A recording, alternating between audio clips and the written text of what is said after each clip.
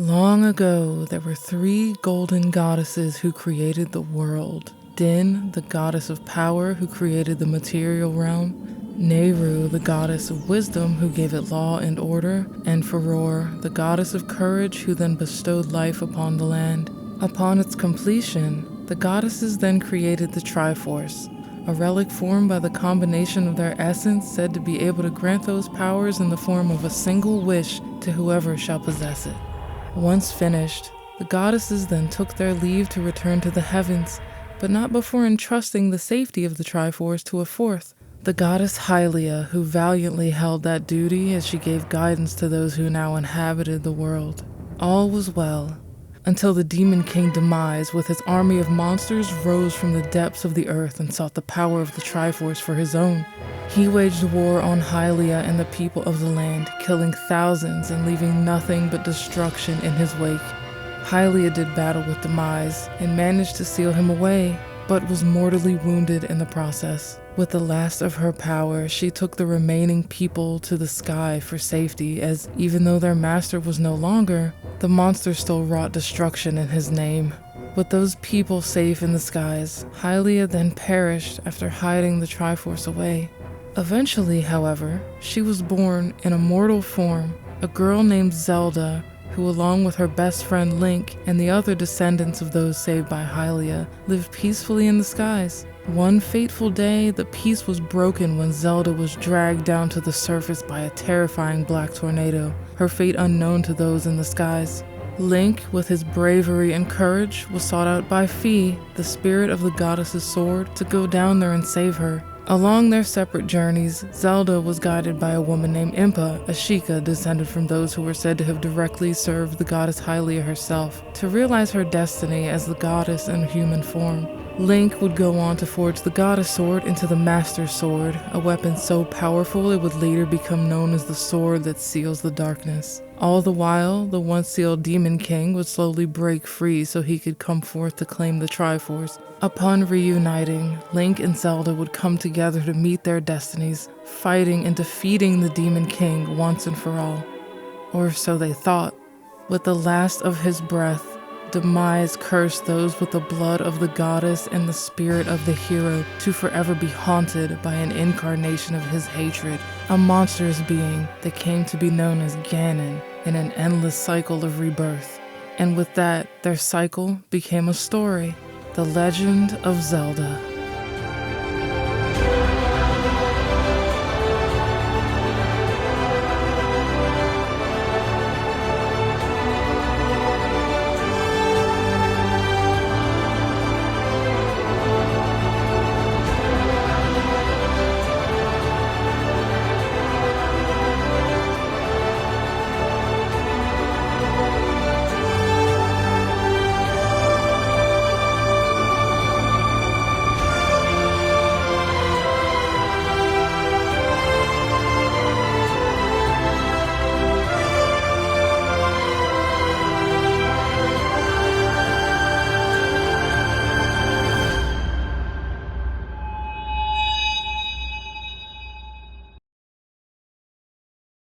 Hello YouTube, I am the StarChild and welcome to Tentai Kansoku, and welcome to my Zelda Introspective. This year we're experiencing a lot of anniversaries. Both Mario and Zelda are turning 40 this year, Sonic isn't too far behind them with his 35th, and Pokemon hitting 30. I've talked about in the past how video games can impact all of us in the same way that any story, movie, or TV show can, even in the same way the advice from another person can. And the fact that these franchises have made it so far just proves that they mean a lot to a lot of people. They have something to offer, something to teach, and something to keep in your heart. And where Sonic taught me how to tackle your own journey and to keep moving forward, Zelda taught me about the impact you can have on others.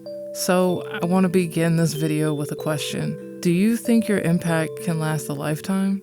The reason I started off with a recap of the backstory and theme of the series is to show the basis of really how we got here with all these characters and this world. I used to believe that theory that was set up by the manga that came out at the same time as Skyward Sword released, where Link was like an incarnation of a brave knight that sacrificed himself to buy the goddess time so she could escape. But upon playing Tears of the Kingdom, I realized that might not actually be the case. We had a Ganon taking his human form in Ganondorf, but no Link or Zelda. One might think that Sonia was supposed to be the Zelda, but we still had no Link, which means there was no hero to seal the darkness until tens of thousands of years later. Now, this isn't a timeline video by any means, but I do believe that Breath of the Wild led us into a new era where everything that previously happened was so long ago that it fell to legend and the timeline converged. But the impact of everything we did in those games still stands.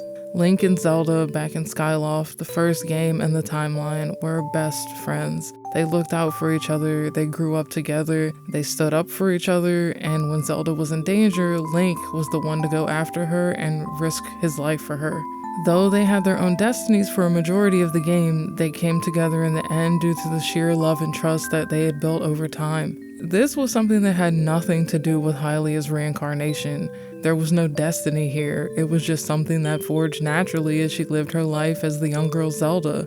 She knew she could count on him with all of his bravery and loyalty, and their bond was set in stone along with Demise's curse. Every Link is a reincarnation of that Link, his soul arising every time there is a threat of danger to those who descended from his closest friend. Every Zelda going forward is descended from the reincarnated goddess and named after her in her honor, but Sonia wasn't. Probably because of all those things being lost to time and then presumably found once again when Wild Link and Zelda came to be, in a time where the legends were more closely followed or at least unearthed at some point in time. I think there was no Link because there was no Zelda. The bond between these two is felt in almost every incarnation.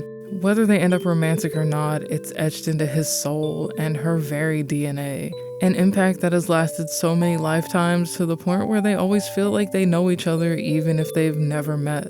Even the Master Sword itself is not free from this. Fi was a robotic and a supposedly motionless being who was simply the spirit of the goddess's sword, meant only to guide the one who was brave enough to face demise when the seal broke. But as the two went on their journey through all the trials and tribulations, Fi came to love and respect Link, straight up telling him that her time with him was the most precious data she has on file. And this is actually the reason that Link is the only one who can pull the sword. She leaves him with a promise to meet him in another lifetime, and she does just that. Only the hero, the one with the spirit of the master she cherishes deeply, can even hope to wield the Master Sword. Hell, she even managed to reawaken after literally tens of thousands of years to call out to whoever could help him when he risked dying in Breath of the Wild, when the calamity hit, because she knew their journey wasn't over yet. Then we have Epona, Link's trusty steed, and a horse that has gone down in history with him as the legendary steed who accompanies the hero is a part of this.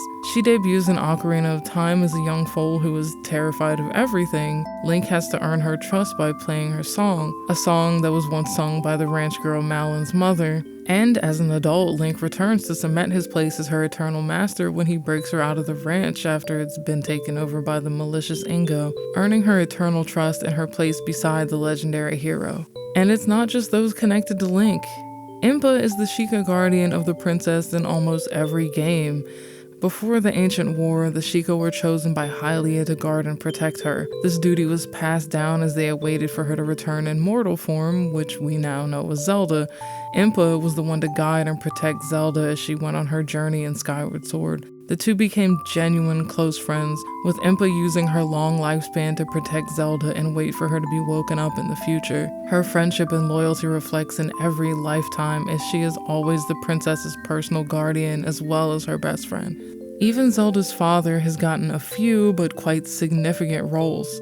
In Skyward Sword, his name is Gaepora, and if the name didn't sound familiar, his peculiar eyebrows probably are if you played Ocarina of Time. This owl is named Kaepora Gaebora. The name isn't exactly the same, though in Japanese sometimes the G and K syllables are interchanged in some circumstances. And it also seems to be a combination of the bird's two names. The owl is the physical world form of the Sage of Light, Rauru. Though the name has changed in some ways, her father has always been watching over her descendants throughout time, most recently showing up as the Zonai King, who took on a fatherly role with the current Zelda as well. There are so many people and things I could talk about here, but all this is to say, the series made me realize that you are so much more important than you probably realize you are, and you never really know how much you can affect someone's life.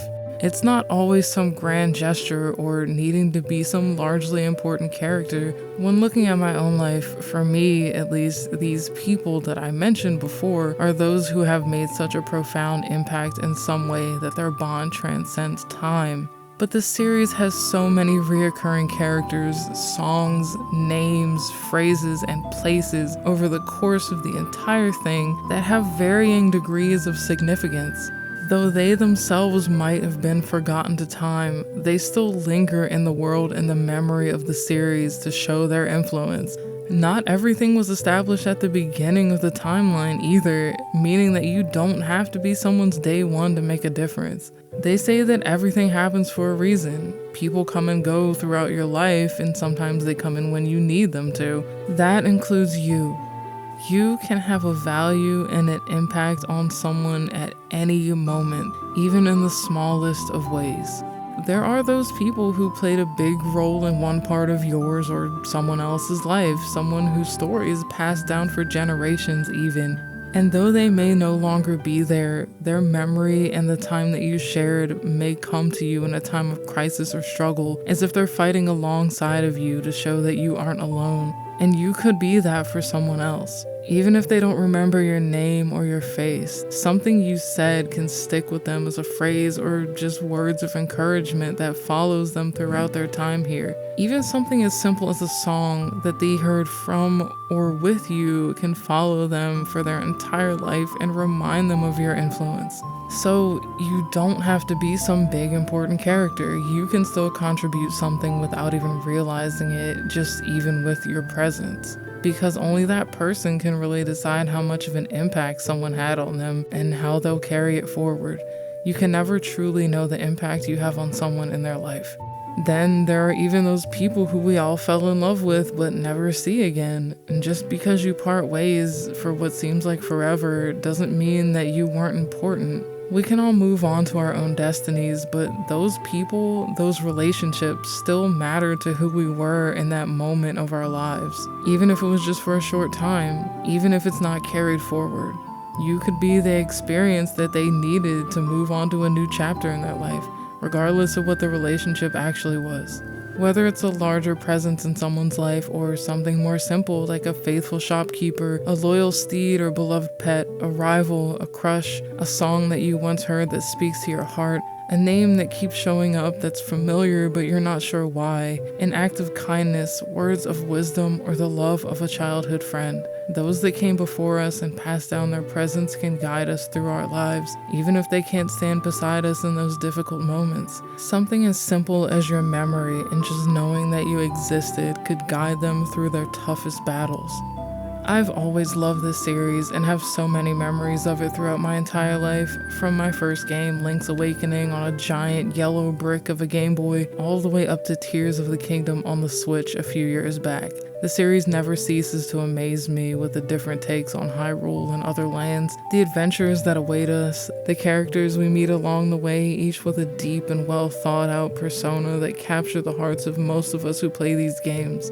I'm getting older, as we all are, but looking back on the 34 years that I've spent with a series out of the 40, it really makes me think about what I've learned along the way by going through Hyrule over and over again. It's not always the same place, and there aren't always the same people, but those echoes of the past remain to guide us along the way, every single game, as a comforting reminder that those past experiences mattered. It's something that I can apply to my own life. No matter how dark the times might seem, especially right now all over the world, you still have the power to make someone's day and possibly even their life moving forward. A small act of kindness, encouragement, or simply your presence is something that they might carry forward and hold very close to their chest. So before I end this video, I'll ask you again.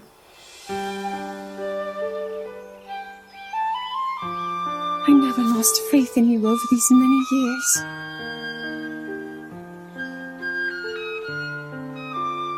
Thank you, Link.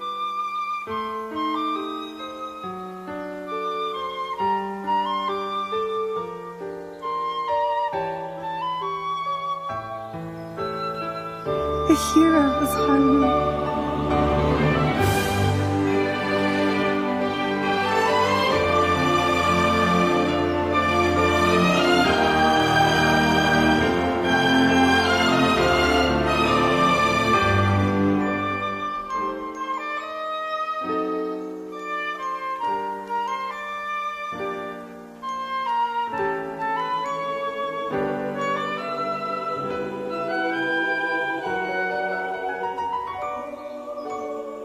May I ask?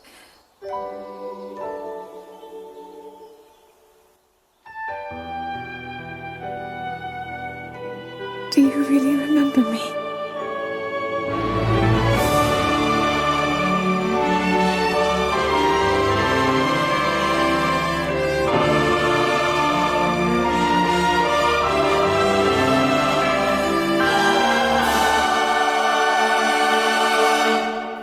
Do you think your impact can last a lifetime?